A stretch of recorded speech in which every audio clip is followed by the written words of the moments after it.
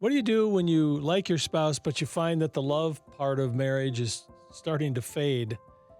It happens. I was thinking as I was coming to the studio today how that little statement, familiarity breeds contempt, is true.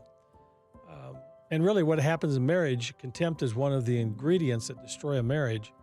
I think we become so familiar with each other. We get to know each other so well. It's easy to lose respect for each other. And so maybe you're finding yourself, hey, I like my spouse, we get along okay, but that love factor is starting to decrease. What we know, and one of the things I've taught over the years, is that feelings will always follow our behaviors, not the other way around. If you love books, it's because you're reading books. If you love pizza, it's because you're eating pizza. If you love a hobby, it's because you're practicing that hobby. And if you want to learn to really love your spouse, you have to really love your spouse. In other words, you act in love. You do things to show your spouse that you love them, even though you may not feel it. And that's just a reality. What happens, though, is when we start to not feel something, then we tend to give up on it.